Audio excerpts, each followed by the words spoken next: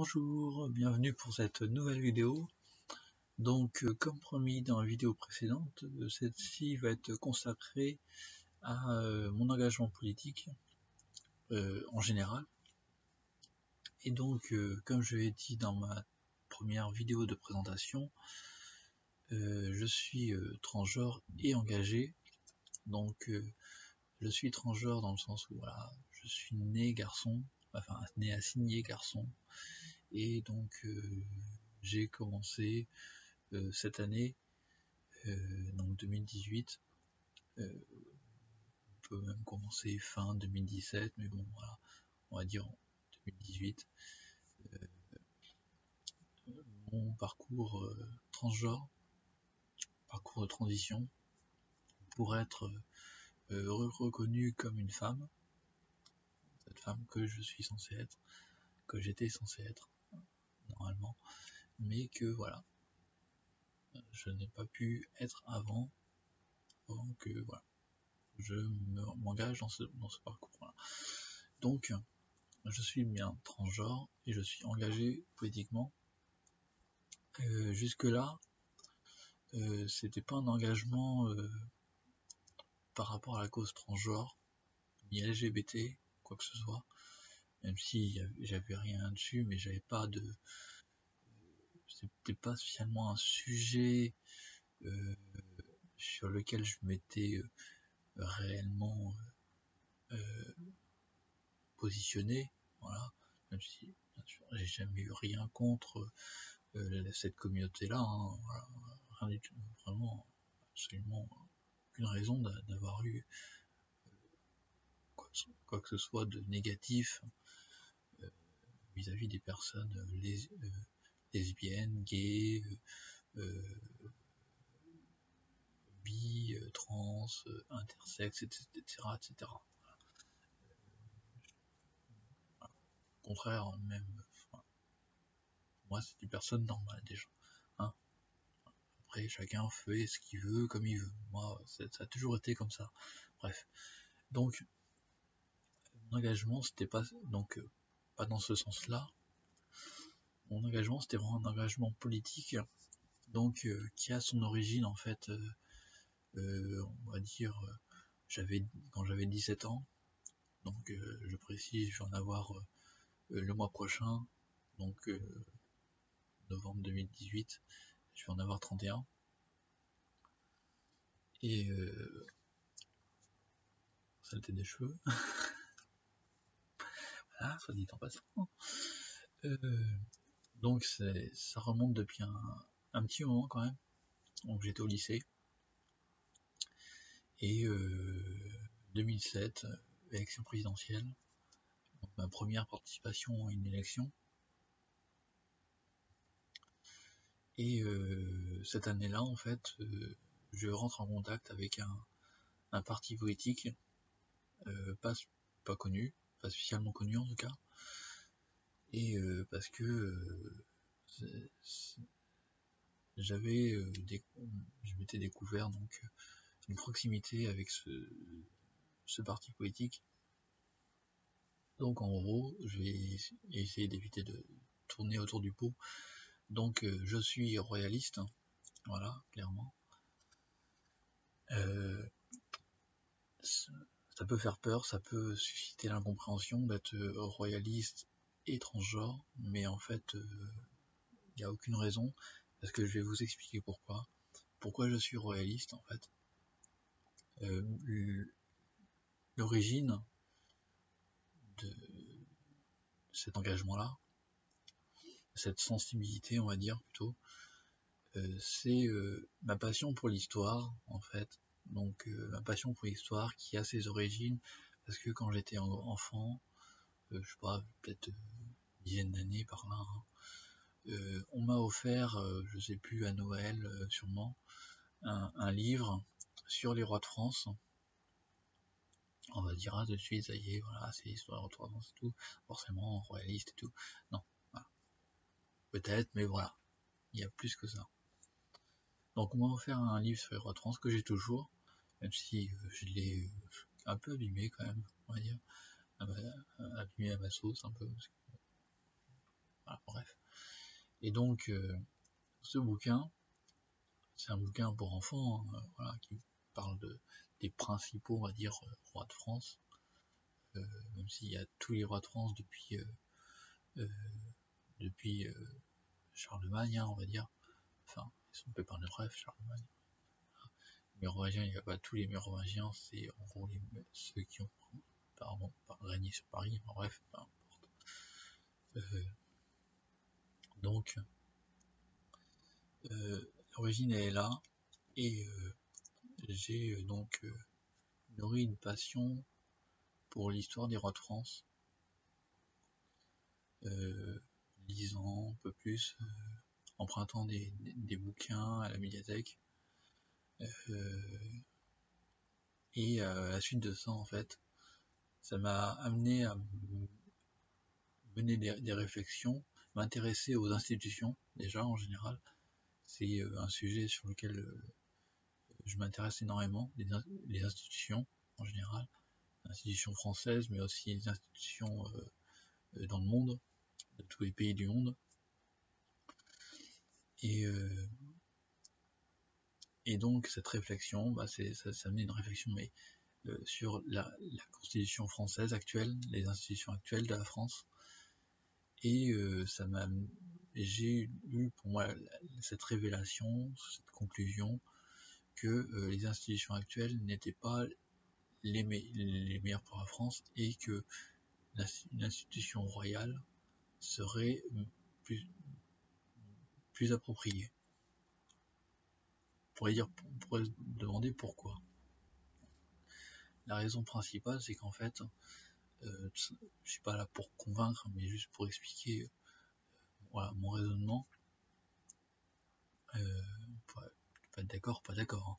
Mais pour moi, ça me paraît quand même assez limpide, c'est que le président de la République n'est au final que le chef d'un parti, et donc depuis le temps, j'ai fait des réflexions, effectué des calculs aussi par rapport aux résultats des différentes élections, notamment depuis 2012, et donc en prenant en compte le fait que il y ait 2 tours, plus avant ces 2 tours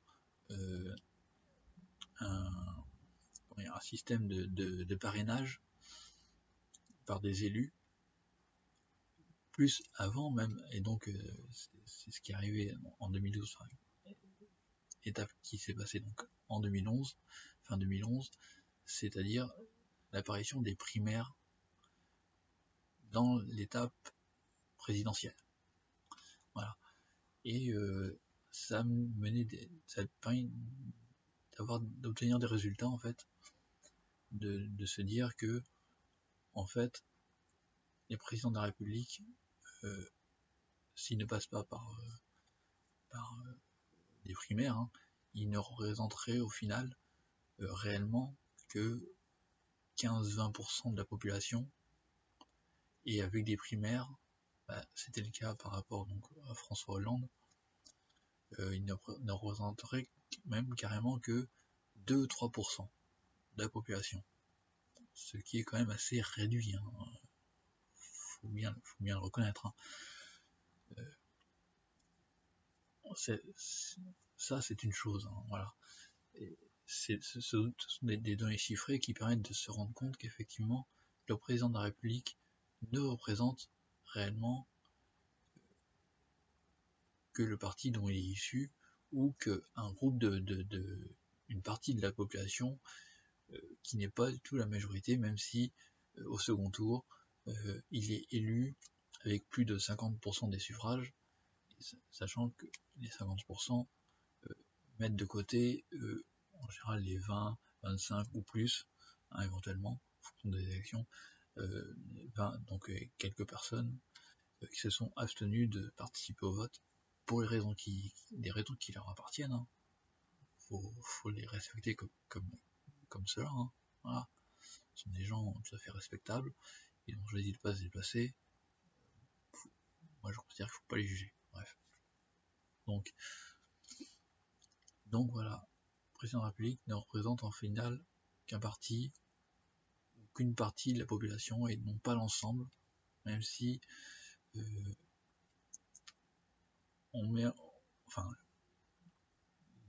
hommes politiques veulent mettre en avant justement le fait qu'il a été élu par la majorité, en plus qu'il obtient en général la majorité absolue à l'Assemblée nationale, qui lui donne en plus de surcroît un surcroît de légitimité pour mener sa politique.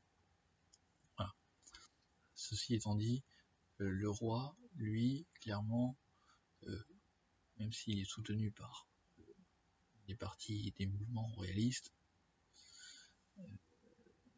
qui forcément ne forment qu'une partie de la population, le roi, à la base, il n'est issu d'aucun parti politique. Il suffit de se rendre compte dans les différents partis qui nous environnent en Europe. On peut voir l'Espagne, le Royaume-Uni qui est le plus connu, la Belgique, le Luxembourg, les Pays-Bas, Danemark, la Norvège, la Suède, Monaco, Liechtenstein, Andorre éventuellement, qui est une coprincipauté, hein, avec entre autres parmi les deux coprinces le président de la République française. Voilà. On peut ajouter aussi le Vatican, qui est aussi une monarchie, même si on pourrait considérer que c'est plutôt une théocratie. Voilà. Bref. On voit tous ces exemples en Europe. Déjà, une chose, c'est pas le plus important, mais on remarque quand même qu'il y a pas mal de monarchies, de royautés en Europe, et même dans l'Union Européenne, même si le Royaume-Uni est en train de partir de l'Union Européenne, mais bon, ça c'est autre chose. Bref. Et ces royautés, clairement, les souverains de ces pays, les rois, les reines, ne sont issus d'aucun parti et sont des symboles de l'unité de la nation. Et réellement, clairement, prenons l'exemple de la reine d'Angleterre, par exemple. La reine d'Angleterre est soutenue par 75-80% de la population. Il y a toujours 20% environ de gens qui voudraient, qui trouvent que la royauté n'a pas d'utilité au Royaume-Uni. Après tout, on peut le penser.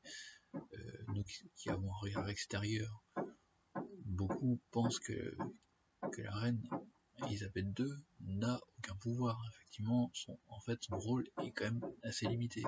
Mais il existe. Son rôle existe et il est quand même important, même si il n'en a pas l'air.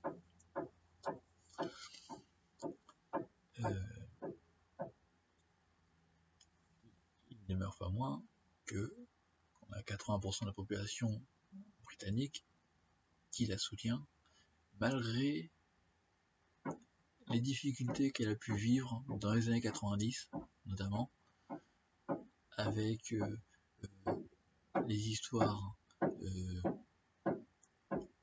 la princesse Diana, par exemple, hein, et de son décès aussi en 1997, décès vis-à-vis duquel l'inaction, ou plutôt, comment dire,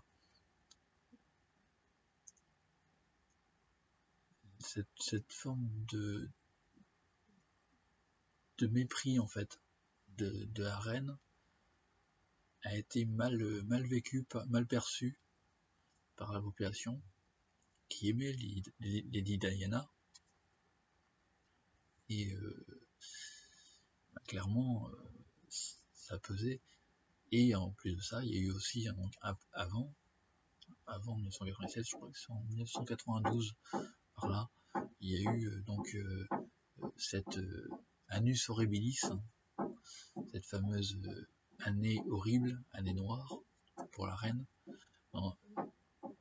cette année au cours de laquelle en fait il y a eu l'événement de l'incendie du château de Windsor, un château qui appartient à la reine, et château que la reine justement apprécie énormément, et un incendie qui est désastreux, pas seulement pour la reine, mais aussi pour le pays aussi, parce que c'est quand même un château historique, et donc c'est des pertes patrimoniales, même s'il y a eu des restaurations par la suite, forcément, comme on peut voir comme exemple à La Rochelle, l'hôtel de ville, donc, qui a brûlé, et ça a été considéré comme une perte. Là, il y a une perte de luminosité. Voilà. Je peux pas grand chose. Je vais pas me lever exprès pour. Bref. Ça a été une perte. Et depuis quelques années, donc l'hôtel de ville est en reconstruction, en restauration, et on va retrouver un hôtel de ville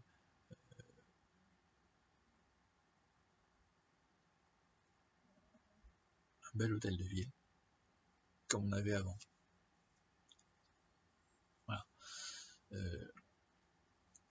Donc voilà, pour montrer que, et en fait, la réaction que la reine a eue cette année-là, en fait, a encore été à nouveau mal compris, mal perçu par la population, et ça, plus ça, en fait, ça s'est rajouté, et donc cette décennie 1990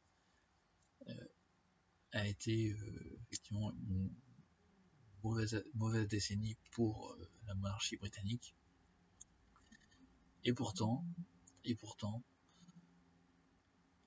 la popularité de la reine demeure actuellement très forte, donc ce qui montre que depuis les années 90, de l'eau est passée sous les ponts, voilà, et donc cette popularité est remontée, voilà. Il y a eu des rattrapages en termes de communication, voilà, des choses qui se sont faites, des ouvertures qui ont été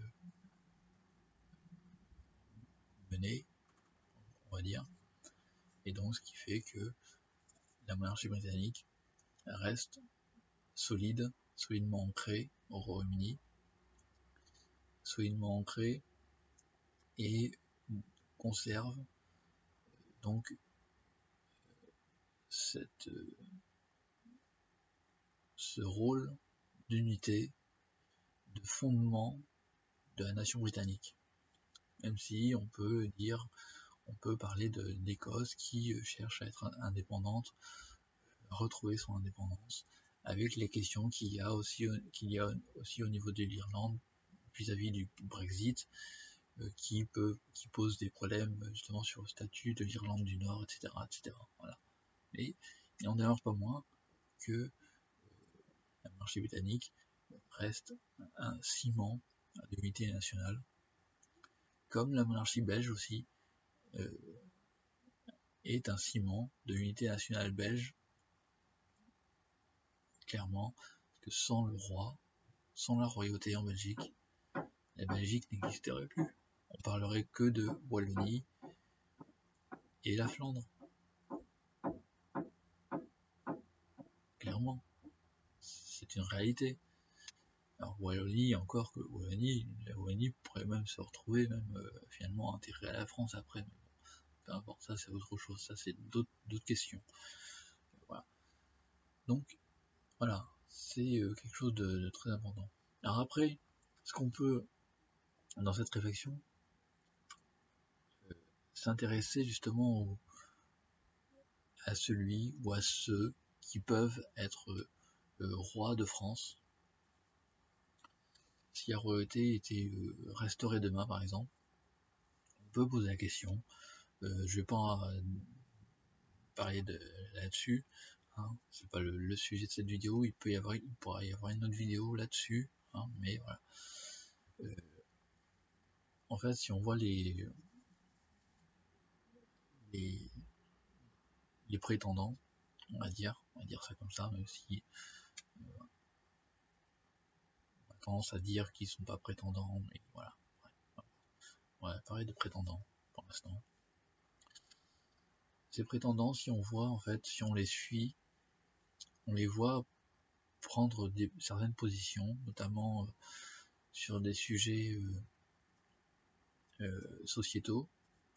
D'ailleurs, récemment, il y a donc le prince Louis de Bourbon, le duc d'Anjou, qui a pris certaines positions en faveur par rapport à la famille, le rôle de la famille, et donc des positions que l'on peut critiquer. Moi, la première, je peux les critiquer, je les critique.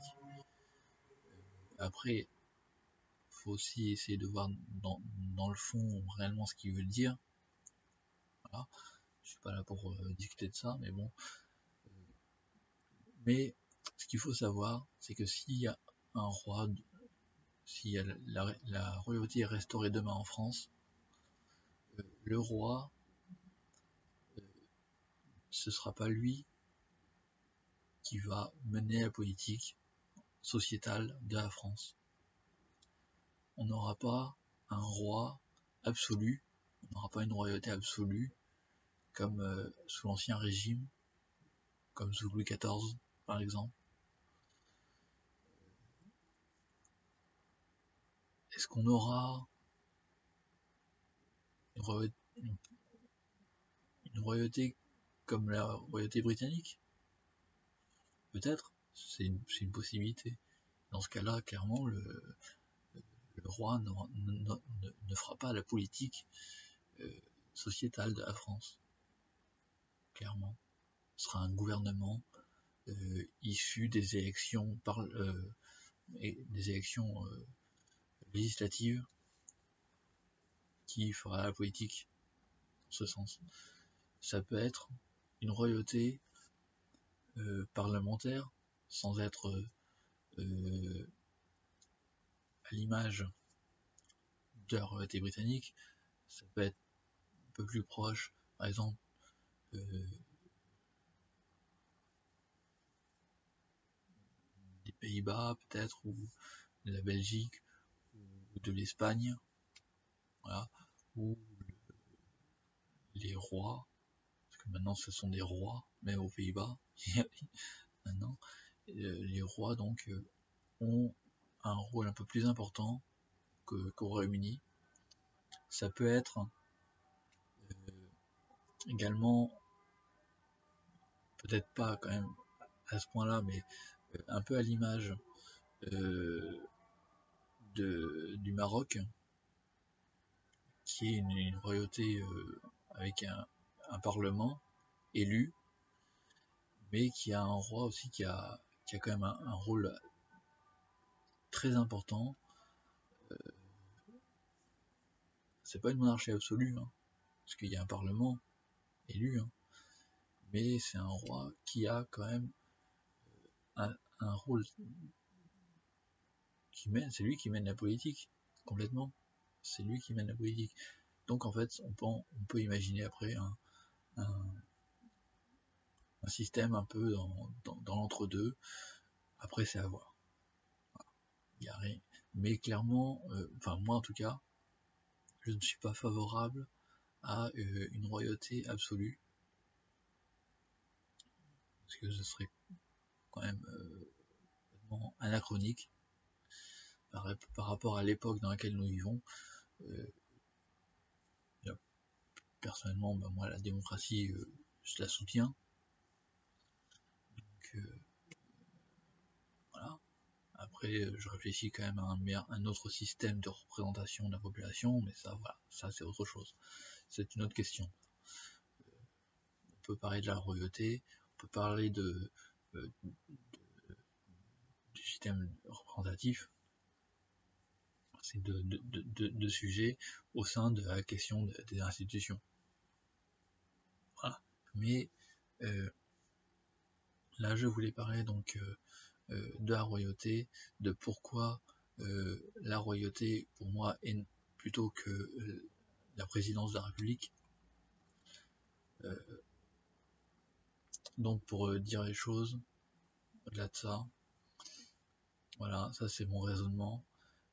À l'issue de ce raisonnement, bon, c'est pas seulement à l'issue de ce raisonnement, parce que ce raisonnement est allé, enfin, c'est poursuivi au-delà et se poursuit toujours. Hein. Voilà, il y a pas de, il y a rien de complètement arrêté. C'est un cheminement continuel. Donc en 2007, donc j'ai rejoint l'Alliance royale, donc le seul vrai parti politique royaliste en France. Il y a eu plusieurs mouvements jusque-là, mais il n'y a qu'un seul parti politique actuellement, c'est l'Alliance royale. Et voilà. Donc ce parti, notamment, il propose une chose, c'est au départ en tout cas, de couronner la 5ème République, c'est-à-dire la République actuelle, de mettre à un moment donné à la place du président de la République, donc supprimer la fonction de président de la République et mettre à la place la fonction de roi. Voilà, la fonction royale, clairement, c'est juste simplement ça, le projet initial. Je peux parler du projet institutionnel de l'Alliance royale dans une prochaine vidéo, parce que bon, c'est quand même assez long comme vidéo, encore une fois, mais voilà, ça me semblait assez important d'expliquer les choses. Donc mon engagement en tant que royaliste, c'est un engagement principalement sur les questions institutionnelles. Ça n'a rien à voir avec des questions pseudo-religieuses, parce qu'on a souvent cette image des royalistes qui sont très catholiques, et donc qui sont plutôt très conservateurs, voire réactionnaires. On a souvent cette image. Et moi je suis là pour montrer, pour expliquer que ce n'est pas, il n'y a pas que ça en fait, il n'y a pas que ça, ça existe bien sûr, hein, j'en connais, hein. J'en connais qui sont très cathos, qui parmi les royalistes. Hein. Il y a quelques années, j'avais participé donc à c'était pas une université d'été, mais c'était un peu dans le genre, mais pour les jeunes, voilà. Et donc cette semaine qu'on a passée, les personnes donc, qui encadraient la manifestation, on n'était pas nombreux, hein, mais les personnes qui encadraient eh bien, faisaient à au début de chaque repas, avant qu'on commence à manger, hein, une prière. Il y avait une prière de fête et tout, bref, un bénédicité, si je ne me trompe pas. Et moi, je disais rien, mais j'en pensais pas moins, parce que c'était quelque chose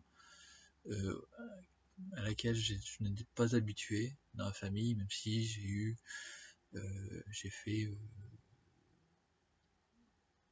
tout le cursus, on va dire, du catéchisme, de l'aumônerie, voilà, bref, j'ai été depuis le baptême, voilà, j'ai fait tout le cursus de la formation à l'enseignement catholique. J'ai même été dans un collège catholique à un moment donné, donc voilà, c'est pas mon choix, hein, c'était pas mon choix, mais voilà, c'était comme ça. La famille était comme ça, mais dans la famille, on n'a jamais fait de bénédicité. Quand j'étais chez mes grands-parents pour les vacances par exemple, on allait toutes les semaines à la messe, tous les samedis soirs à la messe, voilà. Moi j'aimais bien pas parce que j'aimais prier et tout, et j'aimais bien la messe, j'aimais bien parce que j'aidais mon grand-père aussi à un moment donné à porter des cierges au moment où le curé allait chercher le livre saint pour faire la lecture sainte, habituelle qu'on voit quand on est à la messe. Il y a un moment donné, il y a le prêtre qui fait une lecture. Voilà. Ouais. C'est quelque chose que j'aimais bien. Et donc moi j'aimais ça. Bon. Après, bon, moi je veux pas se faire mal à la messe. Hein. C'est exceptionnel quand j'y vais. Notamment, par exemple, donc, quand il y a la cérémonie d'hommage pour Louis XVI. Donc c'est tous les ans, tous les 21 janvier. Donc voilà, il y a la messe, donc moi j'y vais.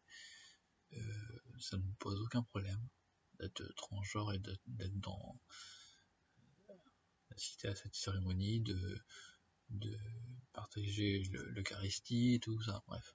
Mais voilà, je suis pas catho, hein, voilà. Bref.